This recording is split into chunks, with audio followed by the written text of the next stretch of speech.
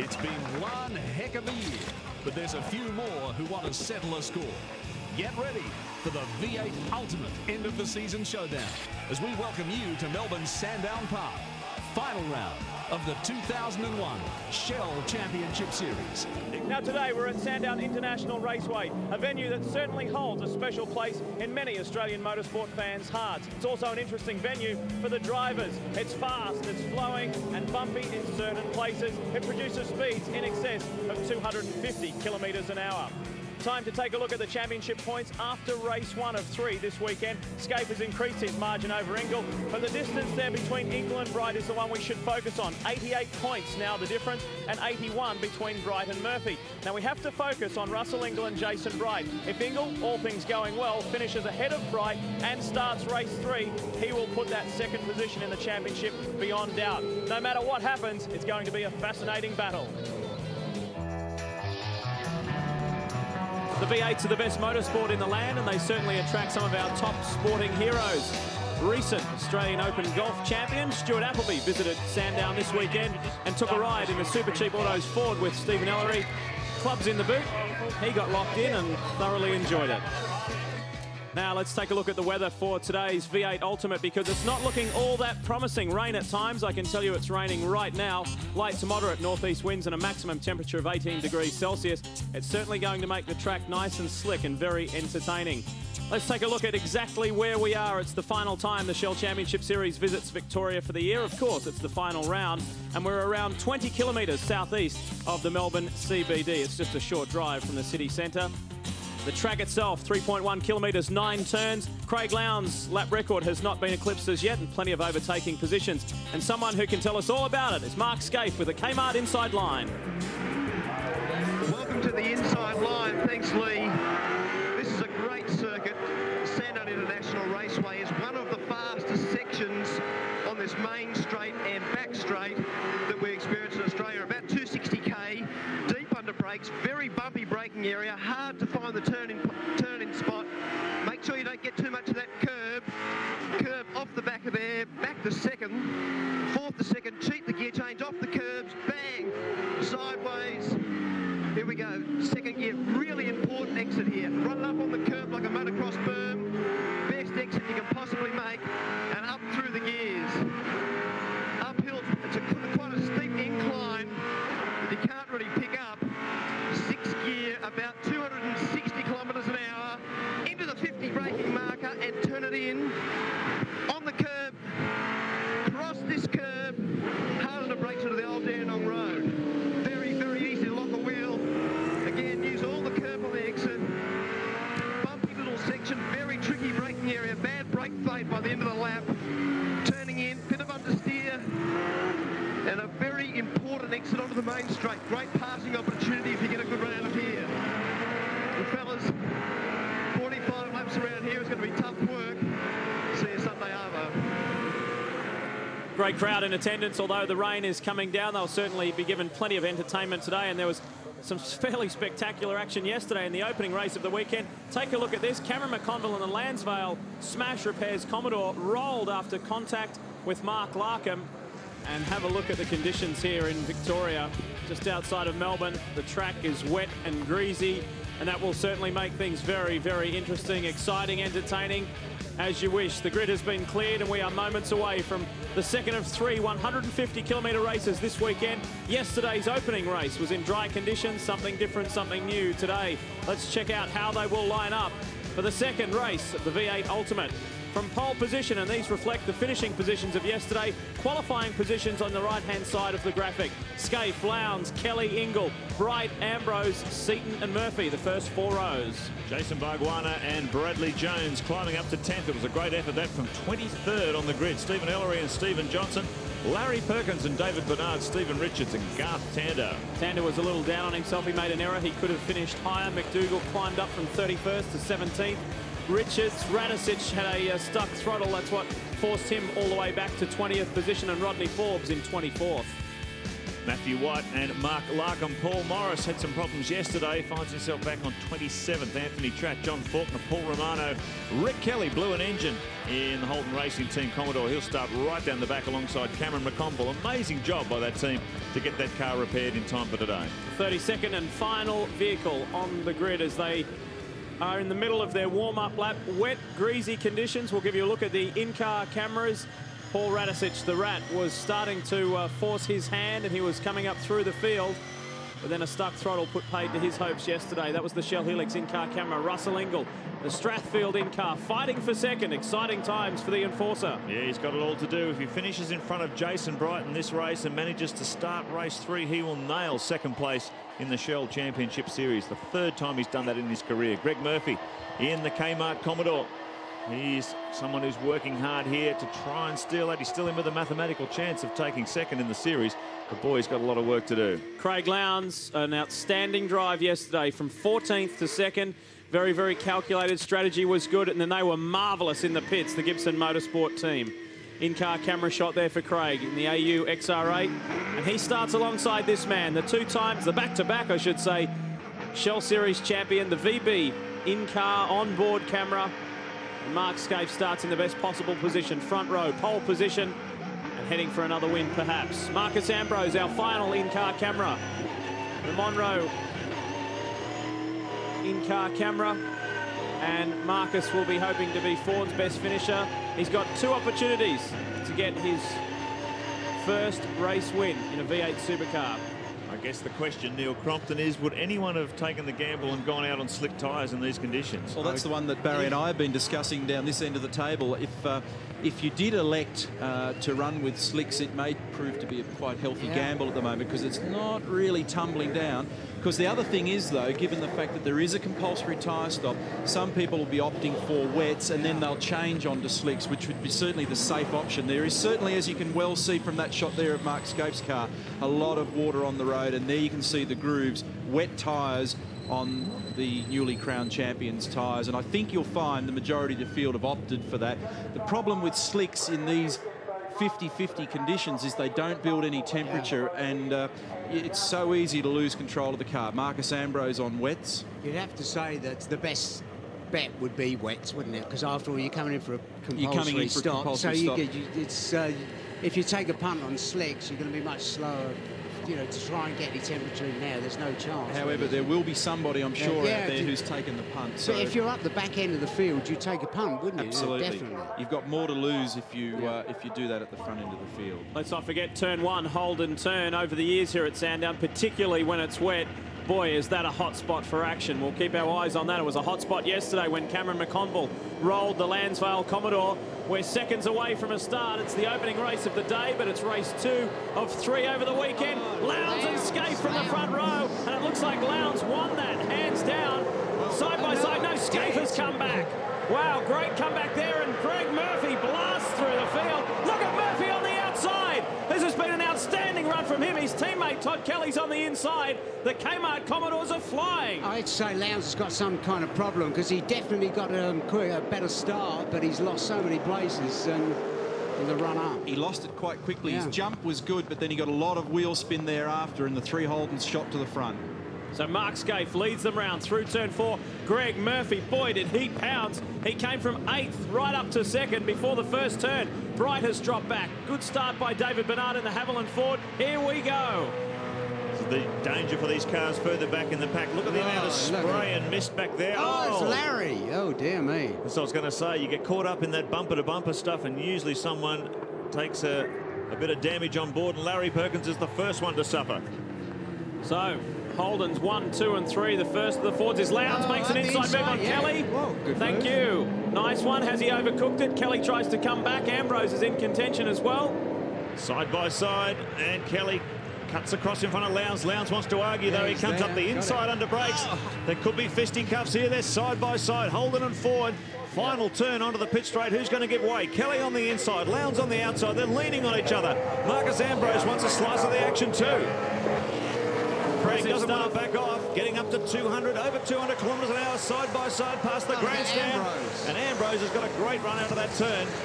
So Lowndes backs it off a little bit, and Kelly takes that position back. Safety car is on the circuit. Okay. All the field slowing down now, so they've brought the safety car out. Someone's look at this. got a big fire in Larry's car coming off turn 4 onto the back straight, and we've got another car at the end of the back straight with dropping oil and smoke everywhere. So Larry with a big problem there, and I think, yeah, there's look at that. That's the car I was telling you about, the Romano car. Romano thing. Look at that. Short wheelbase Commodore, Whoa, new model unveiled today. Yeah. Well, Special and downforce truly bonnets. That's very... damage to a number of Commodores in the pack there. And it was always going to have it. Wet, slippery conditions, tons of spray. Everyone pumped up for that first lap. Very rarely you'll get through without any damage. Wow, what an exciting start. Greg Murphy, the biggest winner. He blasted from 8th up to 2nd and is right there with Mark Scaife. Impressive stuff from his teammate too, Todd Kelly, who was fighting it out. Now watch Murphy, left of screen, the Shell Helix replay right around the outside of Marcus Ambrose. Wraps up Russell Ingall as well. He's side by side with his teammate at the moment. He says, I'll take Craig Lowndes as well. Flip back on the outside of there. And watch Todd Kelly, centre of screen. He'll duck on the inside of the silver and black AU XR8. He comes on the inside of Craig Lowndes. A dynamic start from the K-Mart boys. There was a yellow flag being waved back there on that replay, the Shell Helix replay, so somebody must have stalled back at the back end of the grid at the start of the race as well. Let's see if we can catch the Perkins incident from this cherry picker shot. Let's see where Larry is. He's a bit further back in the pack. That's his teammate Russell Ingall up ahead. And where's Larry? There he is. There's Larry there. Now watch this. Around the outside of McConville. And he's just behind Romano, so it looks like it might have been some sort of... there you look go. at it. There Look were at that. 6 cars involved in it, 7. Oh, and Larry's already got a fire on board. McConville avoided that incident, but Larkham was in there, Wheel was in there, Anthony Tratt was involved as well. The further it gets down, the first one goes through. Oh, look at that. Fire on the back. This was the fire, the replay of the fire situation. Larry getting out okay, but the marshals were onto it very quickly. And they managed to get that fire doused very quickly with the fire extinguishers. Just having a word there with Jeff Brett, guys, from the Holden Racing team. The officials are just looking at a possible pass between Bright and Stephen Johnson just before that yellow flag came out. Now, at the moment, Bright is behind Stephen Johnson. He's playing it safe just so that they haven't done anything wrong, but they're hopeful that when the officials look at it, they might be able to redress that situation and possibly pick up a position.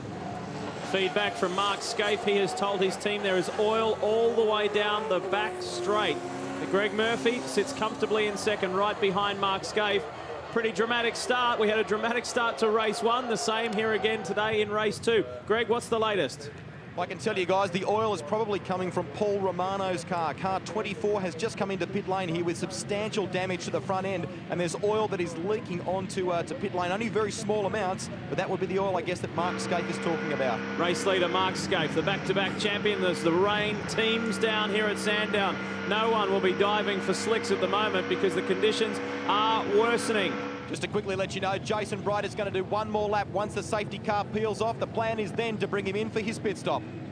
Just about ready to go green. Scaife brings them back onto the main straight. Here we go. Look at Lowndes trying to get the early jump on Todd Kelly, then switches back to the inside. It's a drag race down the front straight. Radicic on the inside of Marcus Ambrose as well. Ambrose tries to squeeze, can't do it. And look at Mark Warner. Comes right around the outside. Plenty of positional changes as they try and regain composure. Radicic squeezes Lowndes. Can he keep it on the black stuff? Yes, he can.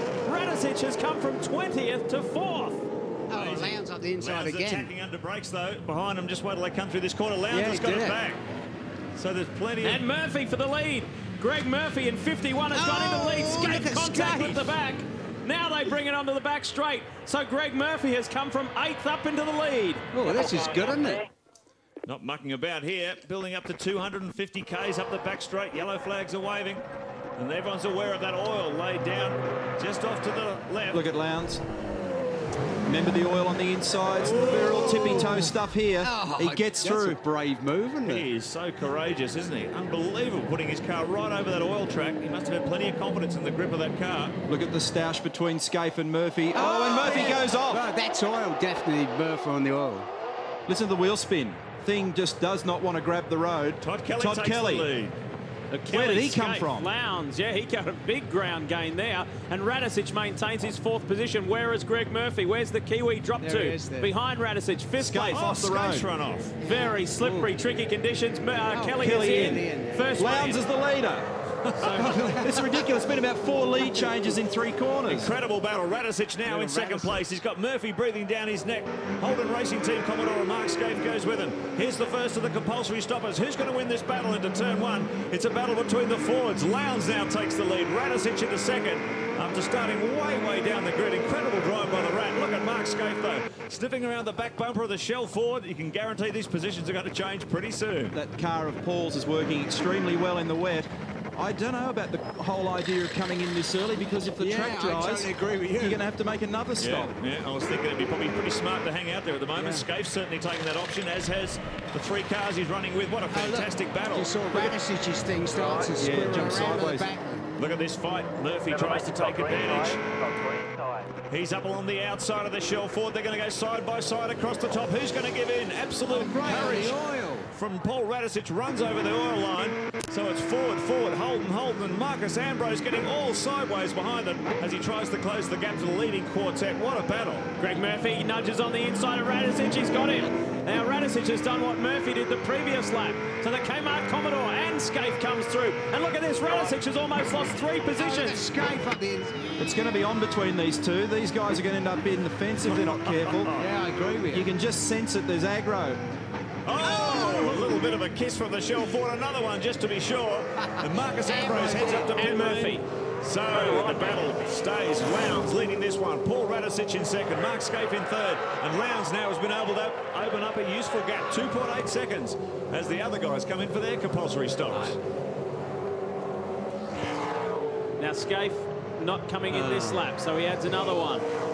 Yeah, we just heard the electric demister on Tanner's windscreen's gone up the pictures. So that's For those that don't know, in the windscreens of V8 Supercars, there's a little filaments, heater elements, the same as you have in the rear window in many standard road cars, and so the drivers have the option of switching it on. Understand that without any trim in the car and with a lot of the seals in the car missing by comparison to a conventional road car, when you race these cars, end up with an enormous amount of water, and you put your foot on the brake at the end of the straight, and there you can see those elements in the screen.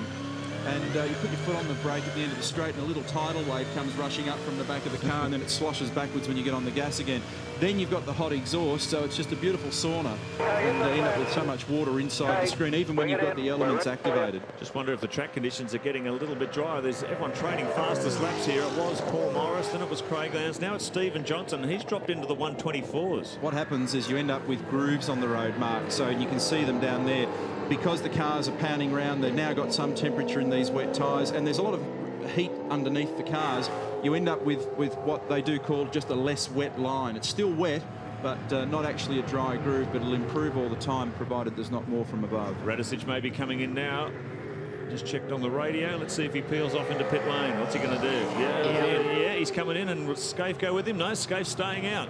Pit lane speed limit, Paul. Lane speed limit. 4.1 seconds, the margin from Lowndes to this man, Paul Radicic. But Radicic is now performing his compulsory pit stops. David, Craig Lowndes, the fastest man on the circuit now, a 1:24.3 from the race leader. Scaife's been given an instruction to stay out with Lowndes. What they're going to do, I'd say, is they'll shadow Lowndes and they'll pace themselves and make their call based on it, Greg. To let you know, on that 9-second stop for Radicic, that's a good one by the Shell Helix race team. So he leaves pit lane. Had a quick word to Jeff Grech a moment ago. He sort of laughed. He said, Rusty, I don't know quite what to do. This is a real gamble with the weather. If the safety car comes out, we're going to get caught. But at the moment, we should keep him out. And that is a big gamble, Greg, because if the safety car does come out, it'll blow them to pieces. And these are the kinds of conditions where safety cars are likely to lob any tick of the clock if somebody makes a blue and puts one of these cars in the beach. Radicic has come out behind his teammate Steve Johnson. So Radicic rejoins in 20th position. That pushes Marcus Ambrose. You can see Ambrose in the background back to 21st. Barguana back to 22nd. But still a fair percentage of this field yet to complete their compulsory stop. Last time through for this man, it was a 1:24.3, and I understand he's going to come in this lap. By comparison, the other flyer in the field is Todd Kelly. He's also done a 24.3 as Craig peels off. And gradually working his way up. Kelly is now up into 12th. 6.2 seconds the gap up the front as Lowndes comes in. Let's watch the Monroe pit stop timer. How quick will this be? We know if it's around 9 to 10 seconds, it's a quick one. see the times drop for the first time down into the 9-second bracket. He will have to be a quick one to get him back out again. He was complaining of Dandenong Road corner as a problem because that's the exact point where the chemicals from the horse track wash across the surface in these conditions. Let's watch where Todd Kelly is on the track when Craig Lowndes rejoins. By our estimations, Kelly probably should overlap him by about 2 or 3 seconds. Yes, he will. He's gone through. Kelly's gone through as our former race leader comes out, Craig Lowndes, so he's come out pretty well. See where he rejoins the queue in the overall order. Yeah. Kelly's gone through this. Kelly under brakes, just snuck through shot there. And there's Greg Murphy, so he's third. Yeah. Craig Lowndes has rejoined in third spot in terms of the cars that have made their compulsory stops. Keep in mind, Todd Kelly's still back in 9th on the road, but he's effectively a race leader at the moment. Steve Johnson squeezes through on the inside of Craig Lowndes. Mark Scaife leads the way on the road. 6.5 seconds over Paul Morris, Glenn Seaton, Jason Richards and Faulkner. The top 5 stay with us. Exciting stuff from Sandown as Kelly surges forward.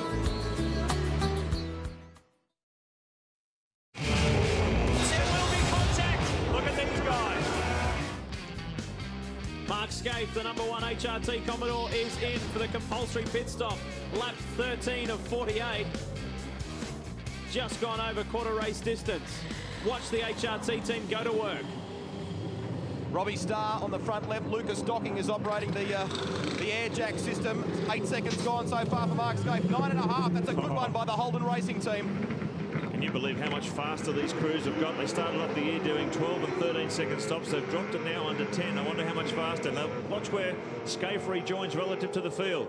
Speaking of fast, Paul Morris's last lap, and he's the new leader, 23.8. Look at this. There's Marcus Ambrose. So this should put Scaife about 15th. Yeah, I'm just trying to think in the order of... Mark's working out the net compulsory stoppers. There's Lowndes. Has just gone through, so this will be 5th. Oh, Stephen Johnson. He just overtook before the break. You could see him overtake Lowndes there, but he's looks like a major engine failure or something in the Shell car. He's out of this one. Well, the second half of the year has been frustrating for Steve Johnson, particularly after Bathurst. There was a point where he was in with a chance for the championship, and after the non-finish at the V8 Supercar 1000 at Mount Panorama, it's been a little bit of a downhill slide, but Steve is still the top place Ford driver in the championship. So Todd Kelly continues to move his way up the leaderboard. Here's our current race leader on the track. That invariably looks like an engine change for those guys. And remember, we've got another race to go, so that's a big job for the Shell crew. And they've got to get it back first. PlayStation fastest lap so far, and this one goes to Greg Murphy. It was on lap 13, a 1:23.47, so it wasn't that long ago.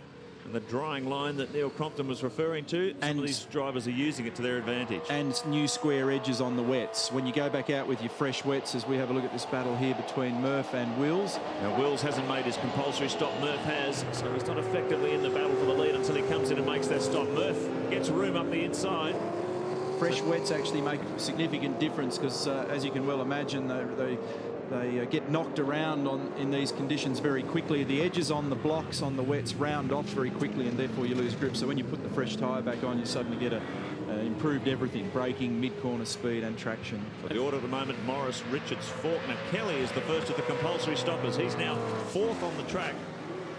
Greg Murphy is 7th, but he's effectively 2nd, and Craig Lowndes is 8th, and he's effectively 3rd once all these compulsory stops have taken place. Don't forget, on the Shell Helix race score, the blue boxes with the P in it indicates the drivers that have completed those compulsory pit stops. You're looking at Greg Murphy, who's had a very strong run today in these trying conditions. Likewise, his teammate, his younger teammate, Todd Kelly, who currently sits 4th at the moment. The radio on the 17 Shell car went very quiet when Stephen came off there before. I just had a word to Dean Orr and the team. They tell me that there's no real problem with Stephen's car. He came off in the wet conditions. The car's bogged and it's going to be too difficult to get out.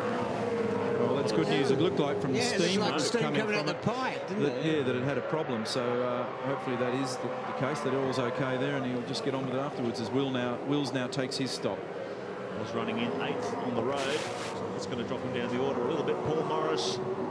Jason Richards is in 2nd in the Team Kiwi car. John Faulkner in 3rd. Todd Kelly is the first of the compulsory stoppers. He's in 4th with Murphy behind him. So at the moment it's a K-Mart Racing 1-2 with Craig Lowndes in 3rd trying to hunt him down. If you missed yesterday's opening race, Greg Murphy was in an interesting situation. He was 2nd on the road challenging Mark Scaife and was handed a stop-go penalty for knocking the cones off on top of the ripple strips. And that sent him all the way back to 8th. This young man, though, finished 3rd, Todd Kelly.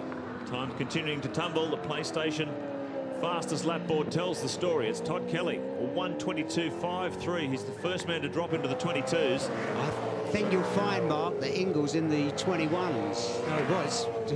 They've changed it now, 121. But, there's no record of it there. No, it was up there, and then they decided it was. 1:22.53, the fastest lap of the race so far from this man, Todd Kelly. And hasn't he come on gangbusters, this kid? He's 22 years of age from Mildura in Victoria. Was part of the Holden Racing Team's Young Lions program, cut his teeth with HRT. And now in his first year, full rookie season in V8 Supercar racing, he's really hit his straps. Most impressive youngster with a big career ahead of him. So pressure's on. Paul Morris still leading this one on the track. Jason Richards just went through and shot John Faulkner behind him. That's 2nd and 3rd on the road. And here's Craig Lowndes. He's running 3rd, effectively 3rd, about 5 seconds behind Greg Murphy at the moment, and trying to close the gap to the K-Mart car. Let's have a listen and see if he can pick up the wheel spin. Quite frequent. Actually, he's closing on Murphy very quickly. It's down to 2.6 seconds. The difference between Murphy and Lowndes. So he's really got the hammer down in the Gibson Motorsport car. It must be working very well at the moment. No shortage of water on the screen.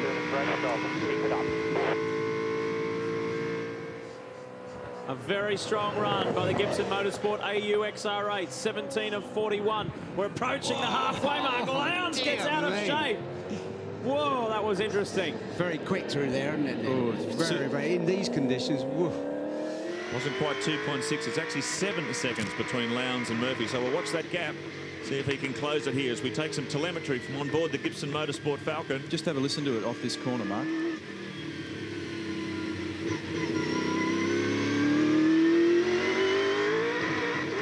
It's actually got pretty good traction because they often flare up very badly off that spot. And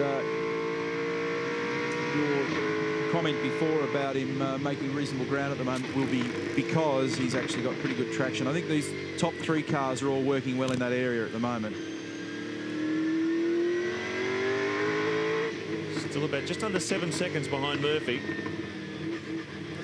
So it'll be interesting to see whether Lowndes can actually close the gap in these treacherous conditions. Well, he just did a 22.9 on the last lap, and his opposition in front of him into the 23. So your observation's right, but he's got a long way to go. Yeah. Here's the battle between Marcus Ambrose and Mark Scaife, and updating you on that scrap for 2nd in the championship. All Russell Ingall needed to do was finish ahead of Jason Bright and start the 3rd race. He's halfway there because Ingall is currently in 15th position. Bright is back in 19th. Scaife is giving him the high beam torture there, isn't he? Sneaks up the inside, has a bit of a look. Oh, he's actually bumped the Pertec forward. They're going to go side by side under brakes. Marcus fights back. Lowndes, boy oh boy. Look at Scaife here, really giving him plenty. Headlights on, goes up the inside. Good drive from the TWR prepared car. Both those guys handled themselves very well then. I mean, Marcus caught it and Mark didn't go on with it. So if he'd sort of gone on with it, it could have actually got a bit messier, but no point in either of them being off the road. Black flag for Paul Morris, so we'll try and get word on what that's about. Some on-track infringement. Now, Jason Bright. There's more than one car involved in it. Just go, John Faulkner. So Faulkner involved with that as well, and there's damage to the front of the Holden Racing Team Commodore. We'll try and get a better look at that. Faulkner had only just made his compulsory stop, one of the last cars to do so, probably the last car in the field to do so. And he's got tangled up with Bright, who'd taken Russell Ingall. He's keeping this battle for 2nd in the championship alive. So, damage to the front of the Dynapack Commodore. Let's have a look at the replay, Neil. Well, John will be on cold tyres or semi-cold tyres, and I think Jason's had a look down the inside but couldn't get it done cleanly. Got a long way up. He lost the rear of the Holden Racing team. Yeah, because John turned in and was heading to the apex, and there's a big tyre bundle there, so there's nowhere to go. So Bright's locked it up. Had a half lose, very little damage, I'd say. Yeah, doesn't look too bad, does it? More frustration for both parties. Right, Jason Bright maintains 11th. And that threat from Russell Ingall no longer a threat as Russell has dropped back to 15th now. Lap 31 of 48. It's going to be a hard day's work here at Sandown. If conditions remain as is, there's another one of these races still to come this afternoon. Same distance, another 48 lapper, 150 kilometres worth. Some damage to the driver's side mirror there on Bright's HRT Commodore. So the order is Todd Kelly, 17 seconds up the road from his teammate Greg Murphy. So it remains a K-Mart Racing 1-2. Craig Lowndes, the best of the Fords, 6 seconds behind Murphy. And that gap has remained fairly static since the compulsory stop. Here is the man in second place who dominated the previous round in New Zealand. Pukekohe was in brilliant form there, pole position and 3 race wins. No one touched him all weekend. Notice they've got a bigger wiper sweep on their car than Russell does on his. And the K-Mart car sweeps fully to the left. Yeah. So this battle for second place isn't over yet. Craig Lowndes still got his head down. Be interesting to watch that gap as these final laps unfold. Here's our man, Jason Richards. Oh, dear. Just turns it on for the cameras. I must have known we were watching. You fixed him up, didn't you? Yeah. I remember he went very, very well in the rain at Winton. So it's a great equaliser, the rain, Neil, isn't it? I mean, you can have some old bucket of rubbish and sort of still. I did not insinuate that this is a bucket of rubbish by any stretch of the imagination, but you could be in a car that they're all in hysterics. Just restate your name and phone number so that nobody rings us. dig your way out of that one, Bazza. No, it's look at this Scaife. Same thing again, exactly same corner. Same thing again. Well, he did a very fast lap doing that last time, so maybe you found that's the hot way through. What I was trying to say was basically you can be in something that is not exactly 100% competitive. Yes. And you should say they're all in hysterical laughing as I try and dig my way out of the mire. That's interesting. I just look at that Scaife incident going across the grass. He just said his new fastest lap on that lap. Really? A 1:21.56. So that's the quick way to get to Dandenong Road. Marcus Ambrose has done a good job defending and holding Paul Radisich at bay. Marcus is currently 5th, Radisich 6th. Just popped my head into the K-Mart Racing garage and had a quick word with team boss Rob Crawford. He tells me no plans to do anything. They want to keep the boys as they are. And there's a lot of fingers crossed down here for a K-Mart 1-2 at present. They had a magnificent time in New Zealand, courtesy of this guy, Greg Murphy, with that clean sweep at Pukekohe. Now it's his teammates' turn to stand on the top step of the podium, and he'll do that in just 5 laps' time. Finished second in the Australian Drivers' Championship back in 1998, Todd Kelly. He was also 3rd in the Australian Formula Ford Championship in the same year. He took his first V8 heat win on the streets of Canberra, the GMC 400 last year. He's only had 28 championship starts. He's already been on the podium twice. And this will be an incredible moment if he can bring home victory here. We should point out too that his 18-year-old brother, younger brother, Rick, is competing this weekend. His V8 Supercar debut by himself, that is. He has done the Enduros, the Queensland 500 and the V8 Supercar 1000, and Rick is back in 23rd position. Paul Radisich currently running 6th in the sole remaining Shell Ford. Saw Stephen Johnson go out much earlier in the event. Suspected engine failure.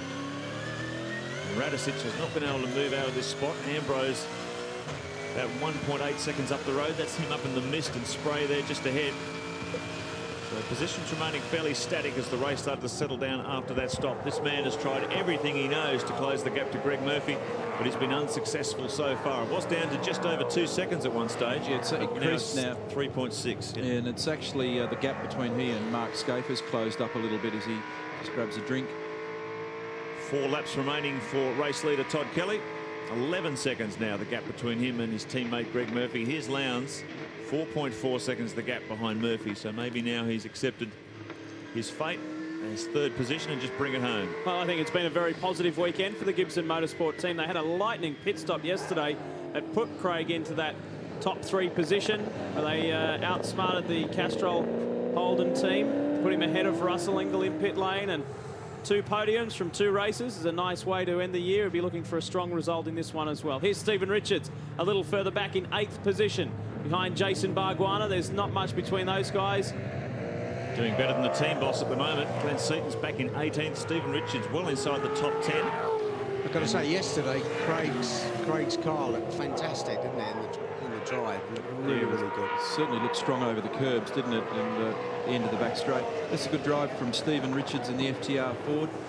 And must be some strange thing happening with the Glenmobile, because he's a long way back, so maybe got tangled up in something early in the race. Stephen Richards started 15th, currently 8th, and to reiterate that point, Stephen will not be in the FTR colours come season 2002. We will definitely see him in a new team. We're closing down this second race, just 2 laps to go. Oh, Engel is slowed. Oh, look at that. That's obviously terminal, whatever that is. That is not good. That impacts this championship scenario, I should imagine. So we'll do some number crunching, get the abacus out and see what that's all about. Have a look at his screen. Oh, speaking of screens, we've just been theorising on why Lowndes perhaps has backed off from his attack of Murphy. The wiper's not working on the Gibson Motorsport car. Whether he's chosen to switch it off, I don't imagine he would have turned it off. That's inside for me. It's Engel's car.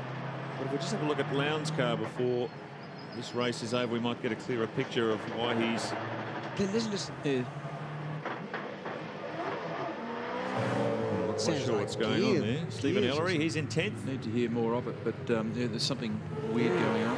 Ellery, very stable run, hasn't it? Yeah, consistent run from this team, certainly toward the second half of the championship. And they've been regular top 10 finishes, and at this level of competition, there's nothing to sneeze at. Good, strong performance from Ellery.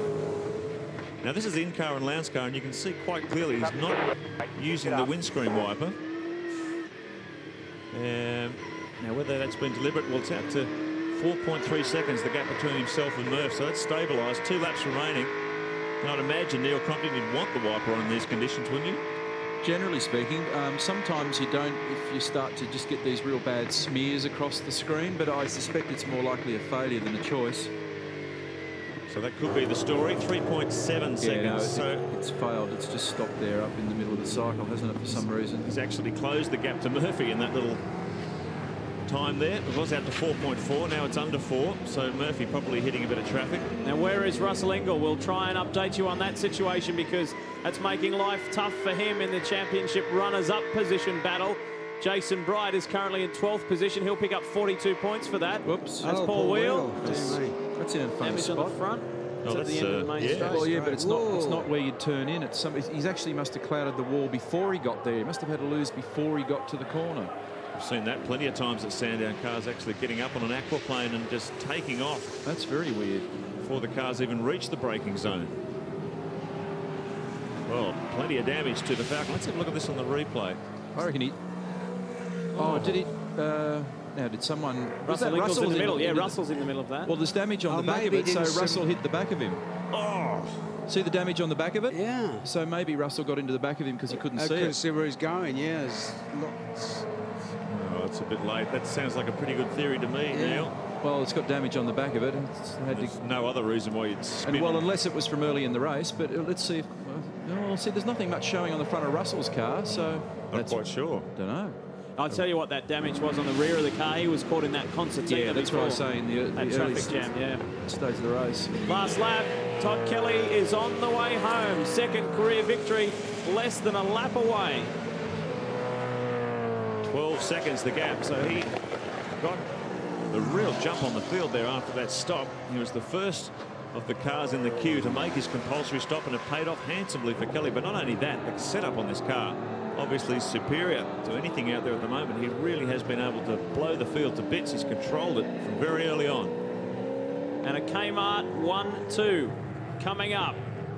Greg Murphy holding on to second. Lowndes is still in third, some 4 seconds behind Greg Murphy. But the last couple of corners here at Sandown, a dry race 1, a very, very wet race 2. And look at that. It's a you legend. Todd Kelly brings it home. Victory for the Victorian youngster. Great win for Todd Kelly. His teammate Greg Murphy is some 12 seconds behind. There is the K-Mart team, Rob Crawford and his gang. This finish for third could be pretty close because I believe Scaife's been catching Lowndes. There he is. No, Lowndes will still hang on to third place. Scaife really made a massive amount of ground on the Gibson car in the last 2 laps, but not close enough to take third place from Lowndes. Marcus Ambrose in the mist somewhere there will bring the Pertec Ford home in 5th. Radicic in 6th. As they come home. Eventful race for Mark Scaife. He had quite a few off-track excursions. Said his fastest lap. Actually, no, he's actually undercut that by another half a second to 1:21.05. So Scaife continually brought the lap record down over the course of those final laps. A 1:21.05, the fastest lap of the race going to Scaife. So he was really standing on it in those final laps, but not fast enough to catch Craig Lowndes at the end. Race winner, car 15, the youngster. His nickname used to be Toddler. Getting a bit old for that these days, but a very, very sensible, terrific drive for victory in race 2 here at the V8 Ultimate. A K-Mart 1-2 and Lowndes, the final step on the podium. We'll have more for you from Sandown after this.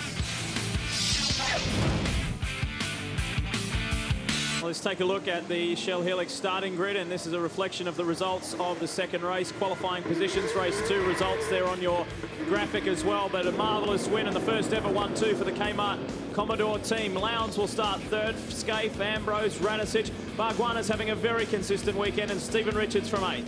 Reminder, the column, the extreme right-hand column of boxes there is where they started race 2, so you get an idea of how they're going throughout the day. Jason Richards, great effort to get into the top 10. Stephen Ellery there too. Jason Bryden, Brad Jones, John Faulkner and David Bernard, Simon Wills and Paul Wheel. Yeah, Paul Wheel starting from 16th can confirm that he just simply aquaplaned in race 2. That's why he spun in front of Russell Ingall and collected the Armco. Glenn Seaton, Cameron McConville, Dougal McDougall, Paul Morris, Stephen Johnson. That was a blown engine, so they've done an engine change in between races 2 and 3. Anthony Tratt, Larry Perkins and Paul Romano starts off the back. Well, again, repeating, this will be a safety car start, Greg. There will be contact. Look at these guys. There will be contact. Look at these guys. So as it stands here now, what says this is the first lap of the race then, in other words? Well, that's an interesting question, but you need to see the safety car to ultimately determine when the lights go out before they go racing. I'd need to actually be in contact with the stewards to find out whether in fact they have waved the green flag or whether there's been a light system to determine that the actual race has been started. But yeah, I understand that in fact they have started to now lap score. Yeah. So there's different ways that you could define it. So there's been a definition in race control that the race has been started, the safety car will peel off and then they'll go racing. And what they'll be looking for is information from corner workers to determine how much water has been dispersed as the cars move around. The other important aspect of this is that everybody's getting a chance to warm their tyres and brakes in order to be able to effectively go racing cleanly. But it does, as you rightly say, it does really disperse a lot of the standing water, doesn't it? Absolutely, and the 2 previous races have been very nasty accidents, so I think there's certainly grounds for it. I wouldn't say that it's red-hot controversial that they start behind a safety car. I think it actually makes sense. I'm sure you're right that Gary Rogers didn't... what Gary was thinking was that they didn't want the guys to start go rushing into the first corner on cold tyres, and not so much thinking about dispersing the water, I suppose. Mark Scaife, centre of the controversy after race 2, and a man who will finish this race and celebrate tonight his back-to-back efforts in the Shell Championship Series. It's been a marvellous season for him, 2001, and will be trying as hard as he possibly can to finish on a high. He's got a couple of very fast cars in front, the K-Mart Commodores and Craig Lowndes. The Ford race analysis. Well, we're already underway. 48 laps. We're eating into that 150 kilometres. And the pit window is the same as the previous 2 rates for that compulsory pit stop. Laps 2 to 35, that window is.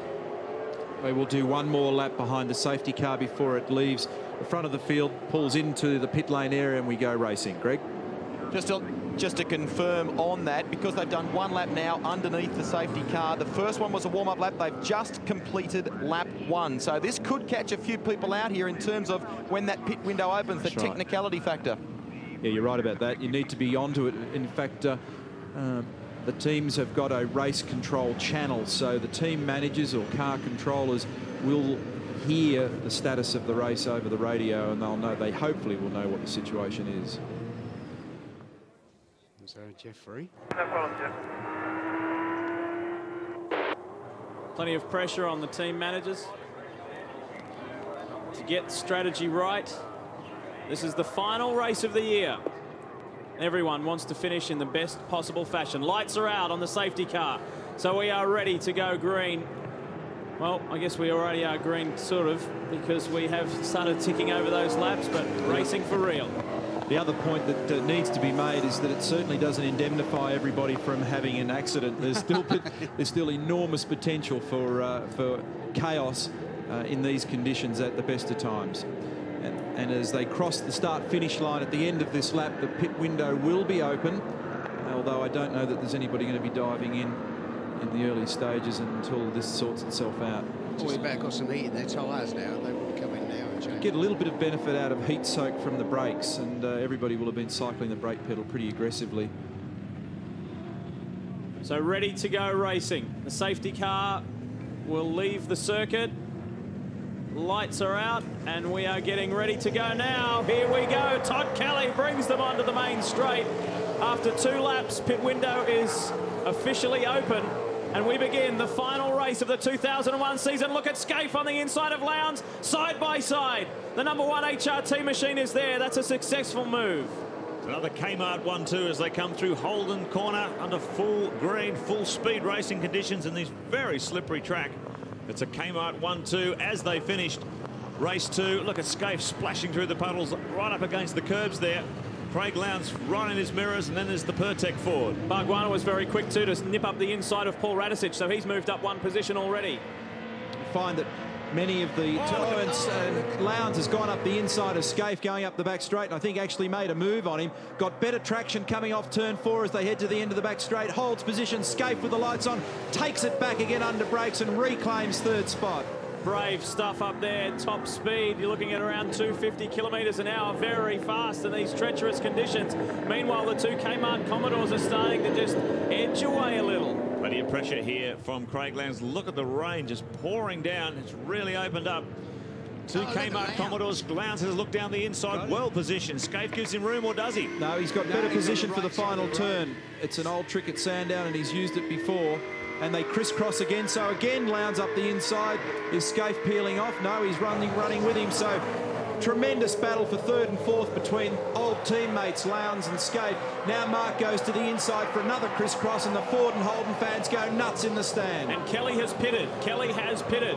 The race leader is the first to come in, as was the case in race 2, and so too is Jason Bright. So Bright has beaten him out of the pits.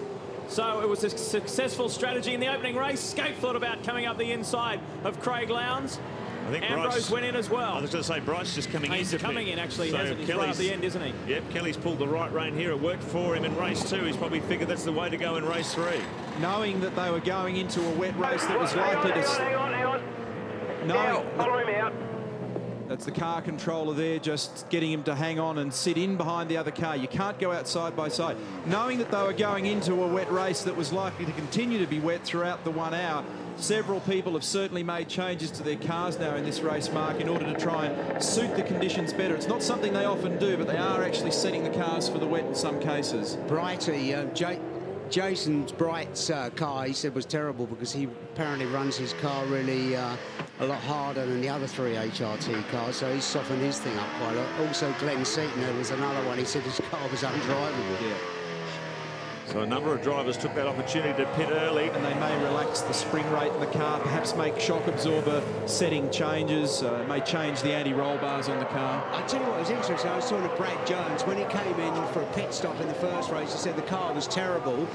When they took the rears off, they adjusted the dampers. They said it was worth wasting an extra 5 or 6 seconds because he went out and made that 6 or 7 seconds up in a couple of laps. Gap closing slightly between Murphy and Lowndes, who's just eased fractionally away from Mark Scaife. Bargwanna 4th. Bradley Jones, the man you were talking about, then Barry is up to 5th.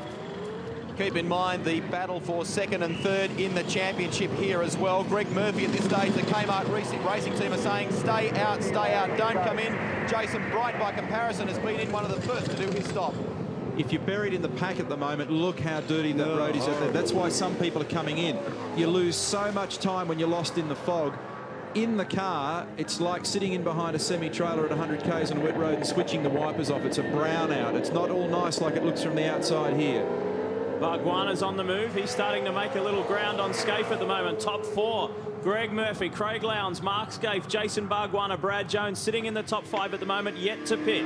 Bargs has been looking forward to the rain the whole weekend. When I saw him yesterday, he said, oh, I hope it absolutely buckets down. Oh, listen to that. And he's in. He's coming in. So too Murphy. Murphy peels off.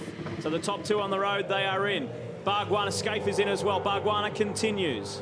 So the leaders all taking their cues from each other. It puts Bargwanna to the top of the order. Murph's job in, done quickly and efficiently. Scaife, on the other hand, is at the other end of pit lane. Remember that lightning pit stop in the 8-second bracket. Can they repeat that? You reckon Jeff will bend down and do anything this time? I don't think so. It's a good stop so far. 6 seconds gone. Greg Murphy trundles past us. Will Craig Lowndes get out ahead of Mark Scaife? The controller stops him. We've got a problem on the front right here. This is a long stop for Mark Scaife. The man you got to watch, though, is Todd Kelly. He's done it again. He was the first in the queue to pit. See where he is on track. And Mark Scaife rejoins. That was costly. Yeah, really. Very lucky as well, actually, that the wheel was just on the hub, wasn't it, when they dropped it down? Get back in your rhythm, mate. Obviously, that was a cocker. It sure was. But that's the kind of pressure that the teams are under, and it was only in the previous... Skate's run off. He's run wide. Turn one. Cold tyres, very wet track. And frustration. Bit more grass in the front. You're right, mate. Have a breath. I was going to say, this is the pressure that the crews are under. It was only a race ago we were talking about what an amazing job that they've done of doing an efficient stop. And everybody up and down the pit lane, not just drivers, but crews as well, are under pressure. They've got to perform, and every now and again things go wrong. That's the beauty of the pressure in the pit stops as Bright goes by. I'm just wondering if Todd Kelly's had a moment out there, because Greg Murphy came in later, and Murphy is now remaining ahead of him on the road. He's got to waiting for it to trip up? Yeah, it's got to allow for that timing monitor to trip up. See their true positions on the circuit. It's always a bit confusing when the pit stops are happening.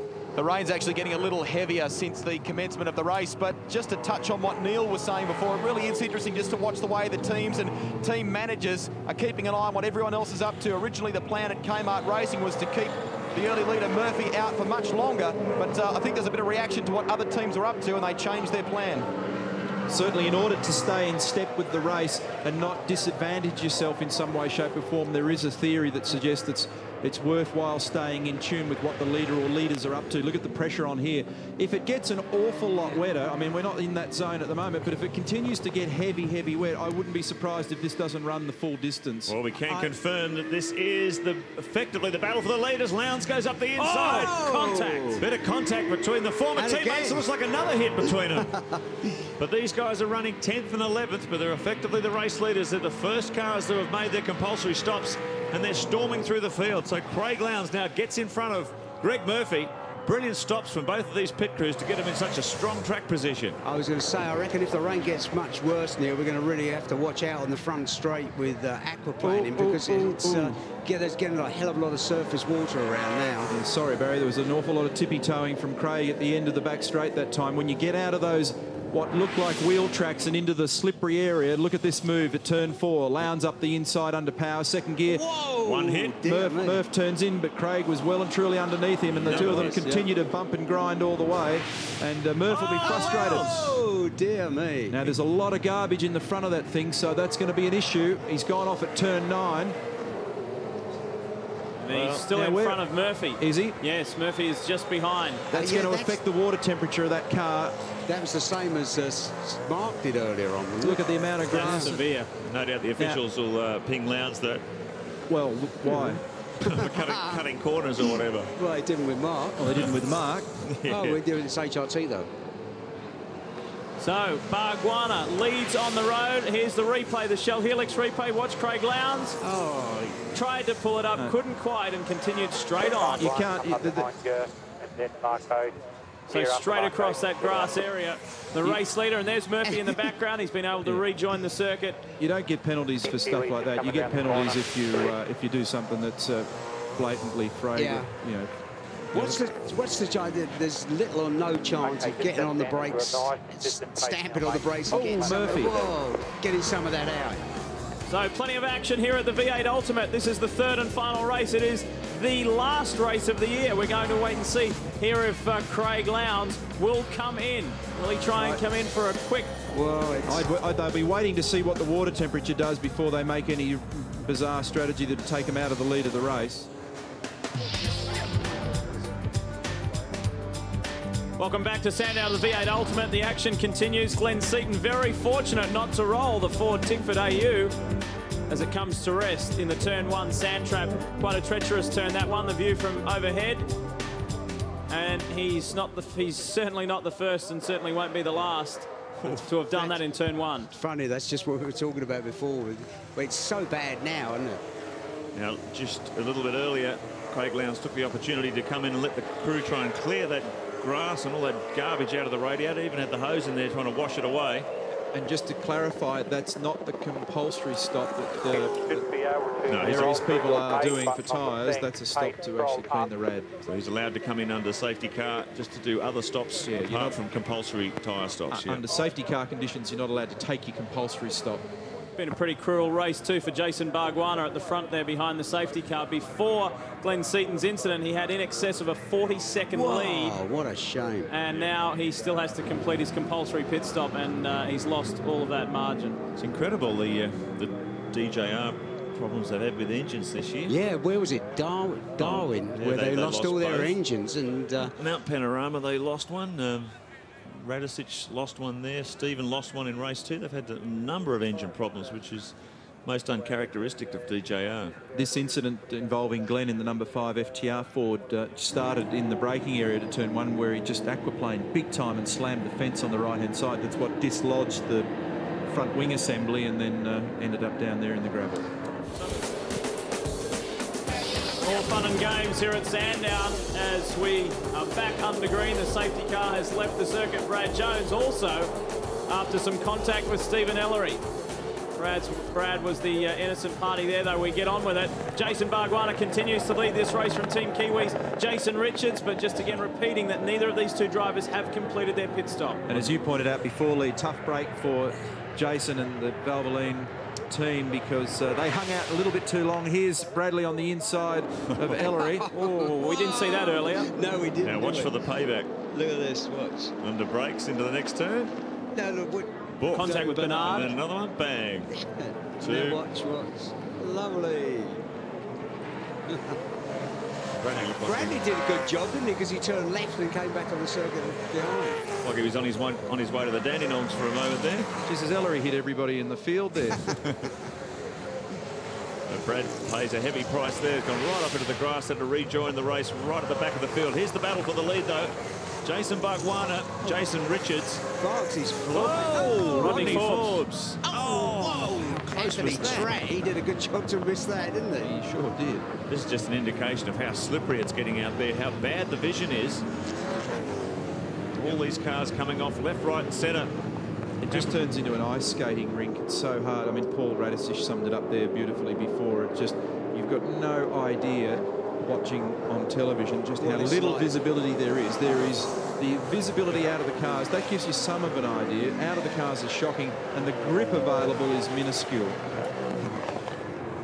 John Panozzo and the team at Gary Rogers Motorsport tell me that they have changed the setup on Jason Bargwanna's car between this morning's race, or the earlier race I should say, and this one. And Jason's reporting that it's handling really well in the wet conditions. Now, given what happened with the safety car there, they're going to keep him out as long as possible at this stage and try and stretch it almost to the end of the window. Well, who knows what can happen. We've got such a long way to go, but...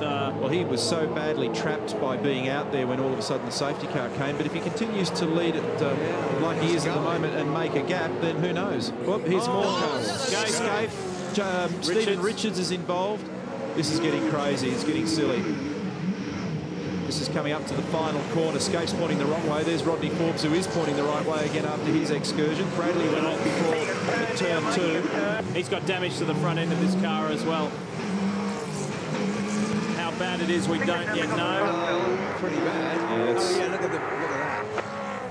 Well, the interesting thing here, Marcus Ambrose is the first of the cars that's made its compulsory stop. He's in 3rd position.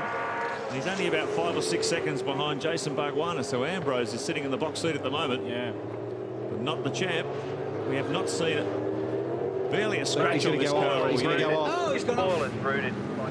It's not making any aero downforce at all at the front, so, and there could be bits of fiberglass and rubbish in there, so Mark will be able to hear the thing scraping.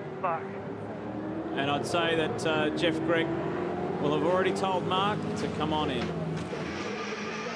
Yeah, I reckon that he'll bring the thing in if it's got terminal front end damage. At a minimum, they'll bring it in and have a look at it, make sure the car is actually safe. Look at that. That's on the back straight. Jason Richards is now the race leader. I think Jason Bargwanna is either pitted or Richards has got past him. No, he has pitted, so there's Bargwanna. He's peeled off. Jason Richards now, and the Team Kiwi Commodore is leading this one. It's the first time he's ever led a Shell Championship Series race. A great moment for the Kiwis at the final round. Real tough break for Bargwanna. Started the weekend in 19th. Stunning drive in the first race from 19th to 9th. Finished 7th in the second race and was leading in excess of 40 seconds in this one. That's all disappeared now. They had a slight problem with the front left when they were putting it on. You might also be able to notice from that shot that Garth Tander's car is here in pit lane. They developed some sort of problem, and Garth is out of the car and none too happy at the moment. And Greg, Mark Scapes coming in. Let's have a look at the damage on the front of this car, and it's pretty substantial around the front left-hand corner. I understand that if Mark wanted to get a feel for the car on that lap, and if they can repair it, and he'd prefer to get back out there and go, that decision will be made by those looking from the outside, no doubt. I'll tell you, he's absolutely charging at the moment is Craig Lowndes. He's gone from 16th up to 5th in the space of 3 laps. Gibson Motorsport Ford is absolutely marching through the field, and he's up to 4th in the order. He switched it off. That's not the way that Mark Scaife wanted to end this season. Here is the Shell Helix replay. Let's see what we can make of this. Oh, this is Mark chasing the back of Greg Murphy. Yep. What happens and they're here? going into the turn 9. He's gone up the inside of Murph. Gone straight on. Ah, gone straight on. Right. What did all the damage, though? He's probably going to hit something on the way out. Stephen Richards was involved somewhere. There's Stephen. That's what did all the damage. Yeah. He hit Richo. So look at Lowndes closing in on the back of Todd Kelly. This is the battle for 4th position. Kelly's running 4th. So Lowndes has absolutely bolted through the field. That's what Mark Scaife was talking about. When you're on your own, he's 100% right. It's I wouldn't be a guy out there that probably doesn't enjoy throwing the cars around, but when you're buried in that mist, it's a nightmare. Lowndes is the fastest man on the circuit by a mile. A 1:23.6 was his previous lap. Everyone around him running in the 24s and 25s. So he's absolutely on the march in these treacherous conditions. Ooh. The really interesting thing about watching someone drive a V8 Supercar, Neil, is the amount of trailing brake. You hold the brake right up to the apex of the turn. Yeah. Just watch the throttle and the brake modulation. Watch it here. You've got good. That's the reason he's strong in this race. He's got good drive off the corners. He didn't have to adjust the throttle at all then. It was one progressive application.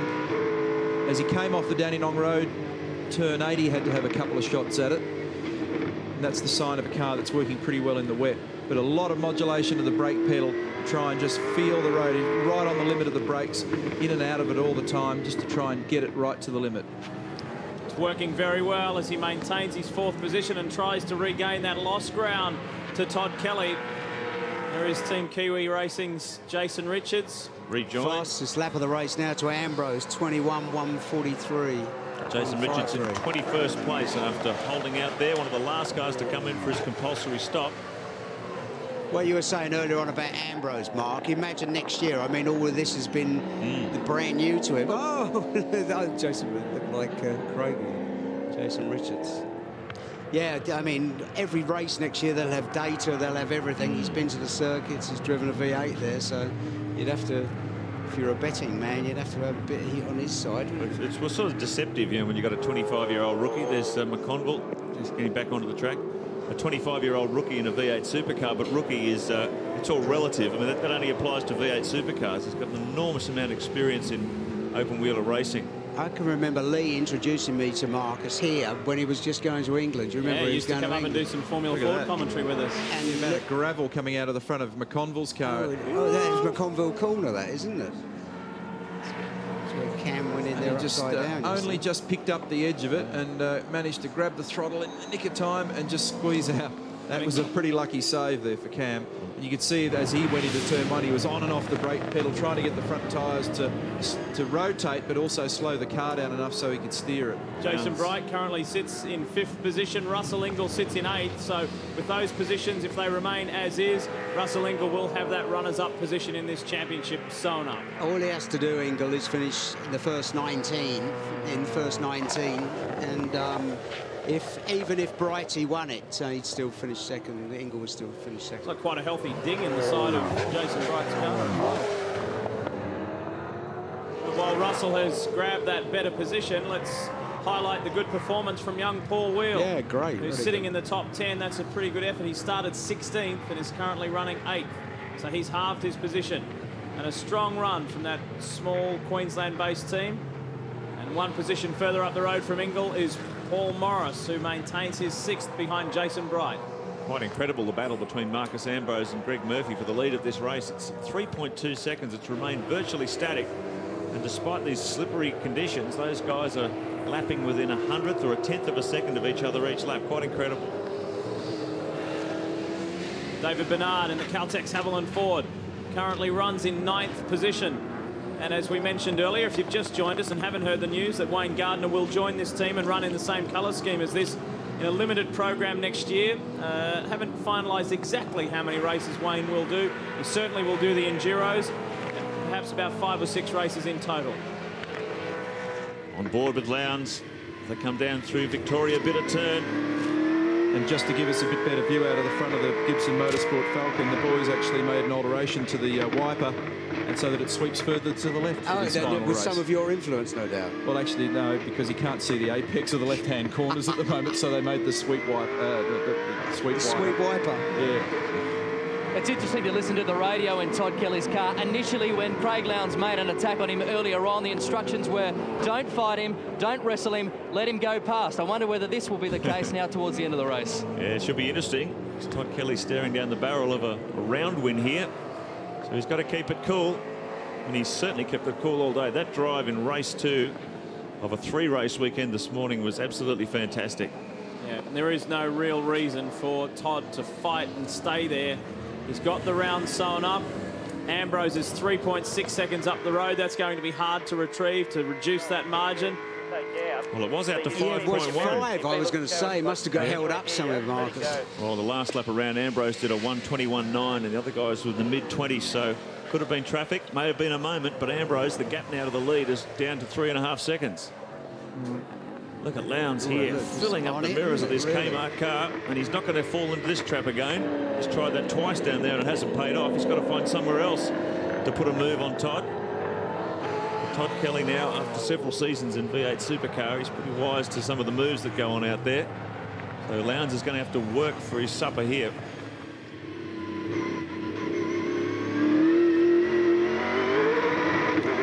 Bit of wheel spin that time. Great job. And Todd just getting off the corner without that wheel spin. You can see that he's just jumped out a couple of car lengths there. So I don't think anyone at home, if they don't drive these cars, Neil, could comprehend the level of difficulty when you're driving at more than double the speed you would on a motorway, say, when it's raining. It's just quite extraordinary. The worst of the vision. When I raced touring cars, I drove in the rain. I could not believe that you couldn't see where you were going. I thought it's incredible. It's very awkward. Frightening. I think the... well, I'll tell you what, the gap between these two and Ambrose is down to under 3 seconds now. 2.6. Wow. It's exactly a full second in one lap, isn't it? Well, Ambrose has done another 1:21. The cars behind him a full second faster, so I don't know if Marcus is in trouble.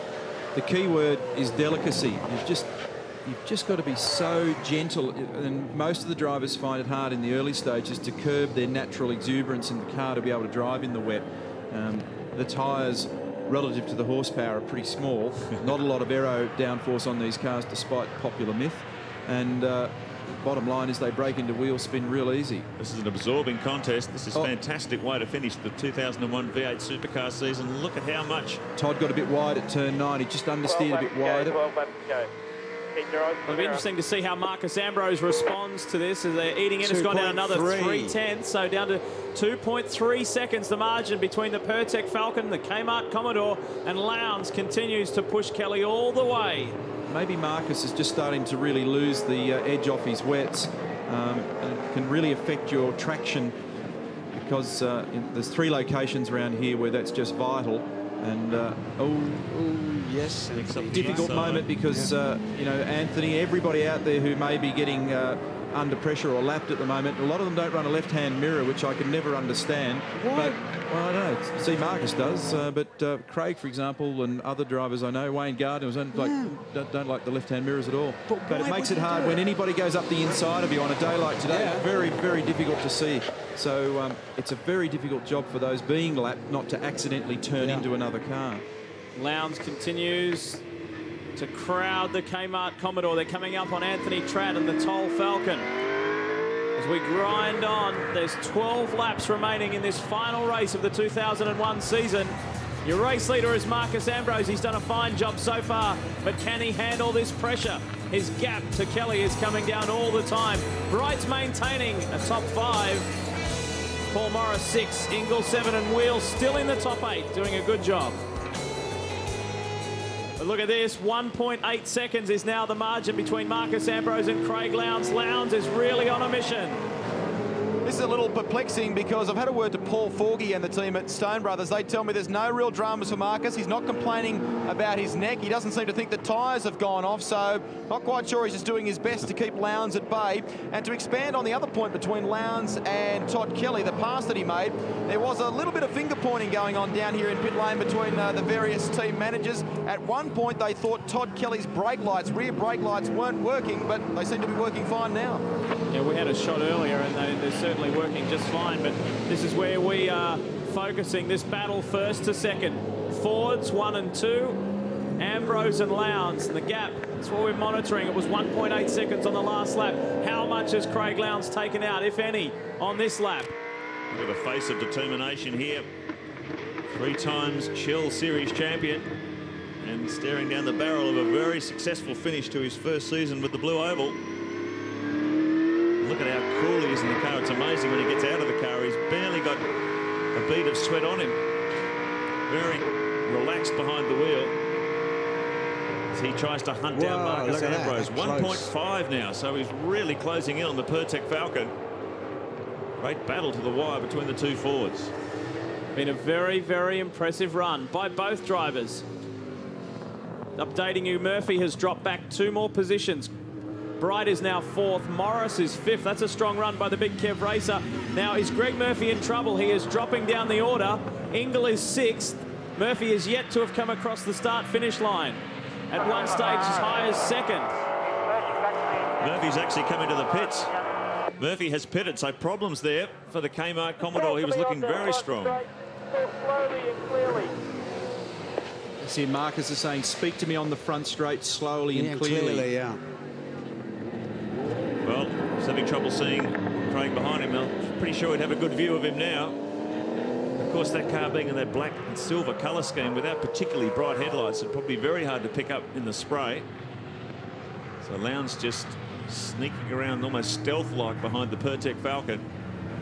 Let's see if he can close the gap. 41 laps, 42 or 48. There must be a real...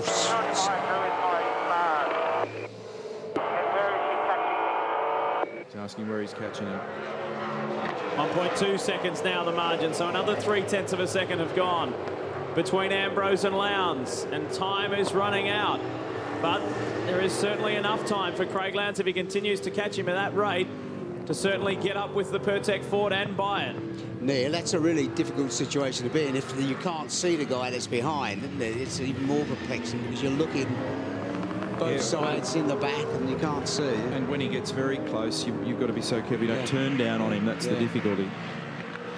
And hard. 6 laps remaining. 6 laps remaining. Keep on going, mate. Whilst there's been so many fabulous drives, I think star of this race, that's for sure, has been 18-year-old Rick Kelly. He's up into 8th position, and this is his first full round in a V8 Supercar. Did the Queensland 500, but the car didn't start. Did the V8 Supercar 1000, sharing the K-Mart Commodore with Nathan Pretty. This is his first drive all by himself, and that's a fine effort. Finished in the top 20, maybe in the top 15 from memory at Mount Panorama, so he's made a pretty healthy debut in V8 Supercars.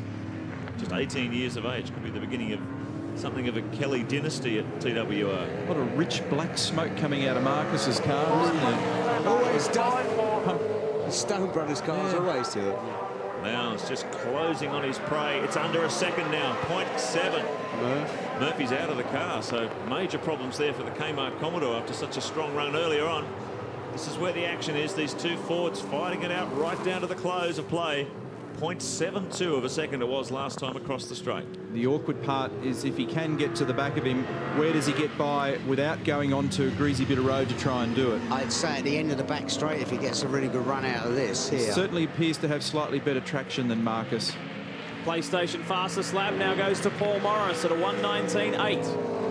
5 minutes remaining. Just had a word to Greg Murphy. He was saying he was suffering a rather violent vibration in the car, something within the driveline. He said he just had to come in or it was all going to come loose and break down. So that was the only choice he really had, was to park it in the garage and end his day. Get ready for it. Here comes Lowndes. There is nothing between them now. Lowndes is right on the back of Marcus Ambrose. Got a lot of wheel spin exiting Dandenong Road, then just lost the advantage that he made up under brakes. Not unusual for, remember I mentioned yesterday, not unusual at Sandown to have transmission-related things. And remember, in total, this is nearly 500 kilometres of racing, a long way. 4 laps remaining for race leader Marcus Ambrose. He's got Craig Lowndes filling his mirrors left, right and centre as they come down the main straight in front of the grandstand. Who's going to win this? Lowndes sets up for a pass on the inside. Not quite close enough. Ambrose goes a little bit deeper under brakes. So Lowndes pulls the nose of the Ford back in. He's going to try again later on. No V8 Supercar wins alongside Marcus Ambrose's name in terms of a race. He has won a round before, but never a race. And as for Lowndes, as far as his turn in a Falcon, well, just that one race win earlier this year at Adelaide. Good run out of this, I reckon, at the end of the... Plenty of incentive, though, Baz, for Marcus Ambrose to win this race. I totally agree, and Todd here, have a look at this. Todd Kelly be hoping the two of them fumble each other. And, yeah, exactly. Look at this. Lowndes goes up the outside now. 250 Ks on the approach to the S's. He's got him, well and truly. Ambrose tries to fight back on the inside, but no, Lowndes has got position. So Lowndes goes through to take the lead. Incredible fight back from far down to 16th when they restarted this race. He came marching through the field in the space of 3 laps. He went from 16th up to 5th, and he slowly picked them off one by one, including a couple of incidents that's taken him right off the circuit. Well, Marcus is hanging on. Oh, no, he's got up the inside of him. Yes, he got him. Got him. What a move. Well, he definitely knows where he is now, doesn't he? Cannot afford to be napping with Marcus Ambrose sniffing around your tail. 3 laps remaining. He's so pumped up. There's Nancy Lowndes. Craig Lowndes' wife, Oscar Fioranotto, chief engineer in front. Boy, there's plenty of nervous people standing in these 2 pit garages now with laps unfolding. That was a very good move, wasn't it? Really? He's got a lot of confidence in the grip of this car, Ambrose, if he decided to dive back there. And he caught Lowndes napping a bit, I think. I think Craig thought he had it. Oh, there was a touch there. Certainly was.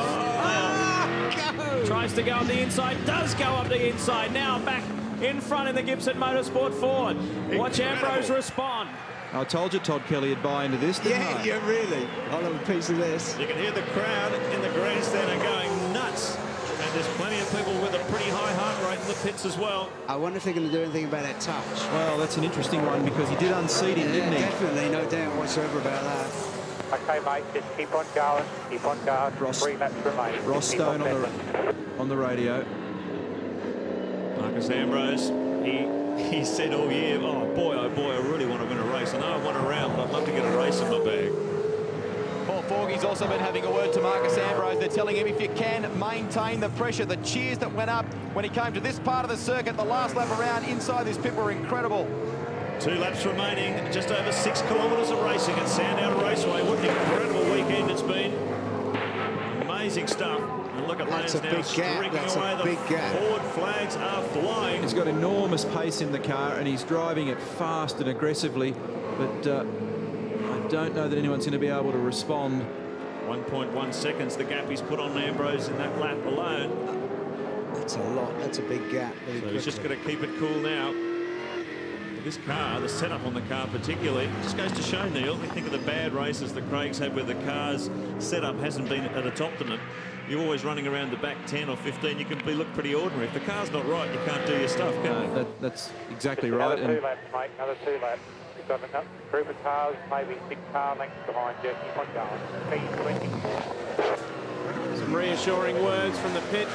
Meanwhile, it's looking good for this man. Once you reach a certain level, Mark, and there's probably 15 or more guys out there that are at or very close to the highest racing car level in the world, and it really gets down to the machinery around you and the group of people that you work with and how you maximise every element of performance of the car. And at any different point you can study this championship and you'll look at different drivers and teams have had some shockers here and there. But if you get all the numbers right and get the car set up well, then away you go. 1 lap to go. Talking about having a car wrapped around you, you've just been happy to have a car wrapped around you. Yeah, I don't like this. It's stressful. This is it. 1.6 seconds the margin. That's going to be tough for the Pertec Ford to catch up. Kelly remains third, but Lowndes, what a drive. He's come from behind pretty much all weekend. The first race started 14th, finished second. Strong result in the second as well. I think all 3 of these guys deserve reward today because all 3 of them have done a great job. We've seen some great passing moves, tremendous car control, and they've pressed on as though it was a dry race and used everything that the car had to offer. We've had some really good races here this weekend, haven't we? Really Very much so. Excellent. Good format, good distance. Oh, look, challenging Kelly. enough, and look at this. Kelly is not happy to settle for third on the final lap. Pressuring Ambrose. We are nearing the end of the V8 Ultimate, and it's been it's been a challenging year for Craig Lowndes. Somebody off on the outside down there. I think it might be Stephen Richards. Parked in the sand. So a tough race for both FTR Falcons. You have to feel a little sorry for Marcus Ambrose that he's not going to get his maiden V8 Supercar win. But for Craig Lowndes, he's endured it and he wins the final race of 2001. Ends the year on a high note for Gibson Motorsport.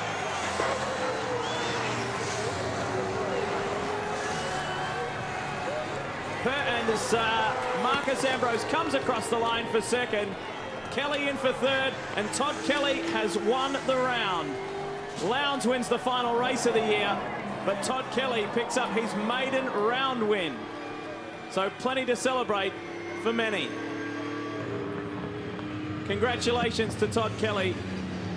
And back-to-back round wins for the K-Mart organisation. Murphy in New Zealand and Kelly here at Sandown.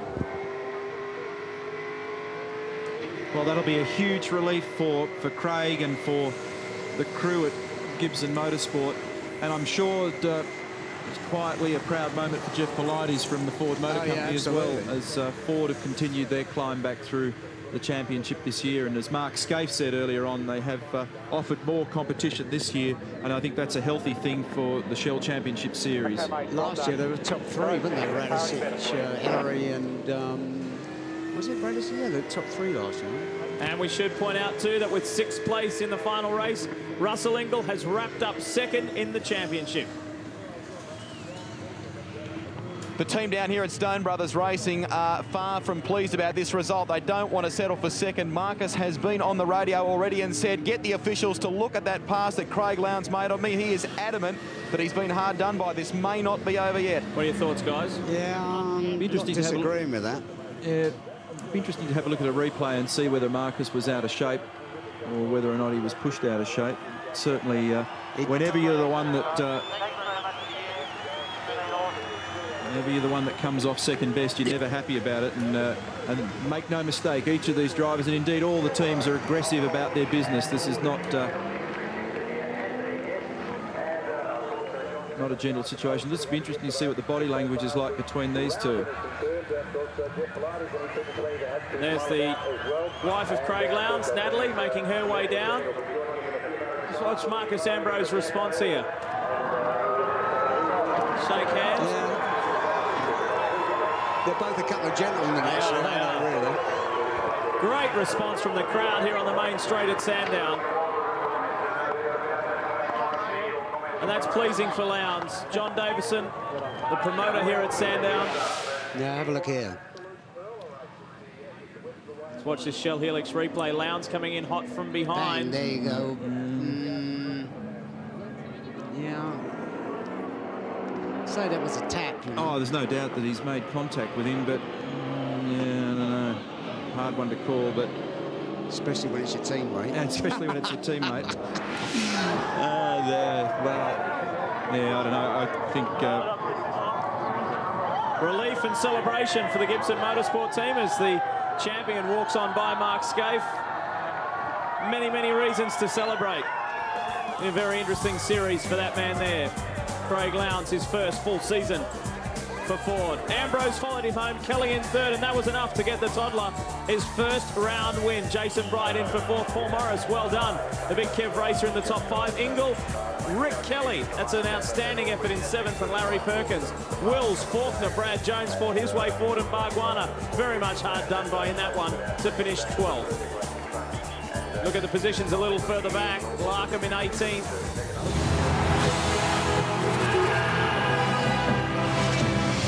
This has been a presentation of Fox Sports.